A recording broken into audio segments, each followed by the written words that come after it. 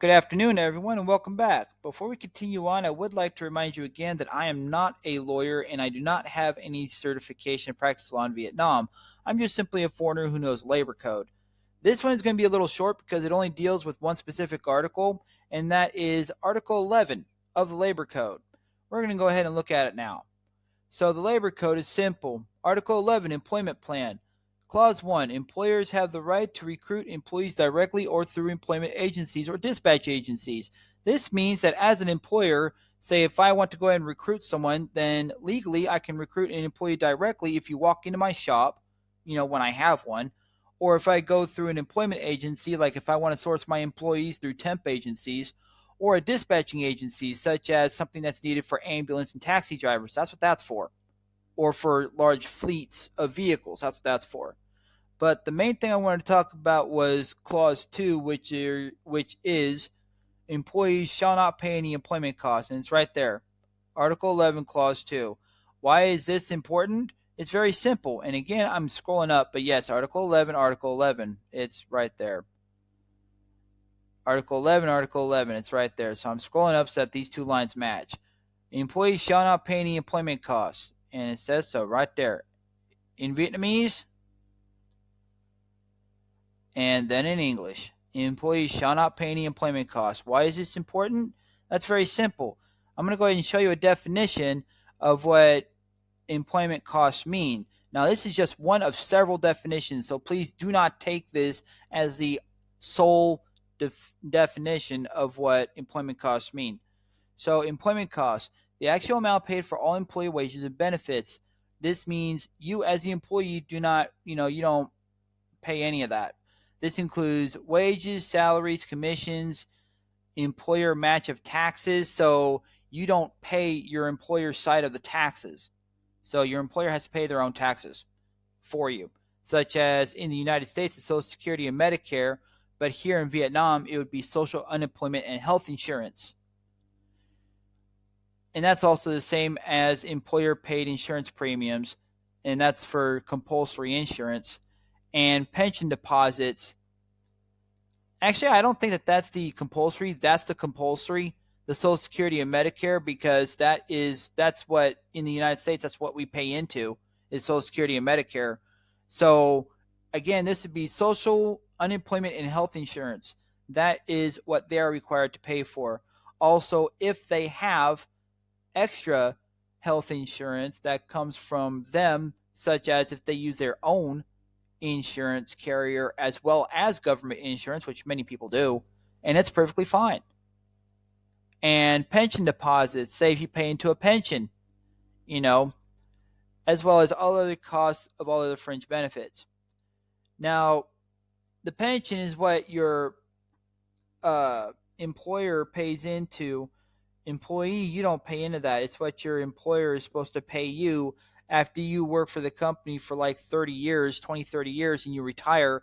They give you a small pension to live off of the rest of your life, which isn't very much. In the U.S., it's maybe about, in the United States Army, after you go ahead and pass 20 years, they give you $1,000 a month on retirement. So it's not much, but it's something. So, and they also talk about all, as well as the cost of all other fringe benefits. Now, fringe benefits can also go ahead and mean things just like we discussed earlier with the paid time off. So you do not go ahead and pay any of that. So there's that right there. Let's see what else are we going to go ahead and discuss.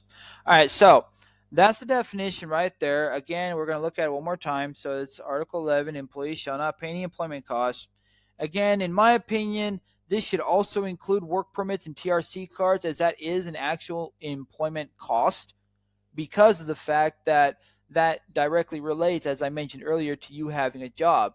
You must have that to have a job, and you must have a job in order to have that, because in order to get the TRC card, the business class, first you have to have a business invitation letter, which means you must already have the job before you even get the business invitation letter. Then after you go ahead and get your TRC card, that's when you get your work permit, and then your work permit guarantees that you're allowed to work in Vietnam. So the TRC card means you can come over here and stay in Vietnam for a year, but the work permit actually gives you permission to work. You have to have both documents in order to go ahead and work, along with all the other documents that you need, such as your college certificates, your TESOL certificate, CELTA, Delta, whatever, additional certifications, everything being translated and certified, your police check, your health check, uh, other documents that's needed, especially for non-native speakers, IELTS, TOEIC, or TOEFL at C1 Advanced. Don't use the EasyForge EF set. Not a good idea. I laugh at people online who brag about having the EasyForge C2 or C1 certificate because you can literally straight up buy that without having to take any exam or anything like that. It even comes with the World TESOL Institute 120 hours TESOL certificate for 100 USD. That's why I don't trust EasyForge. They're not even accepted by the Ministry of Education in India, from what I was told. So, yeah. Anywho, I'm going to go ahead and release this clip onto the internet, and I'm going to go ahead and tell people, look, the reason why I go ahead and do these recordings is simple. I want to go ahead and teach people their rights under the law so that the employers don't go ahead and take advantage of people anymore. There's too many rotten employers here in Vietnam that take advantage of people, and when enough of us stand up to them, then they're going to learn that they either must change and obey the laws or go out of business. Those are their only two options. So I am going to ask that you go ahead and like, share, subscribe, comment on this, share with your friends, tell everybody about me. I need those advertising dollars. If you want to go ahead and donate to me, if you want to donate cash, I have an international bank account that uses Vietnam Dong, but I can accept currency from anywhere in the world. But there will be like a 3 to 5% conversion rate fee. So if you want to donate to me cash, go ahead and get a hold of me on Google Chat for either PC or Android, iPhone, whatever, at tuxedoshadow@gmail.com. You can also write me an email also.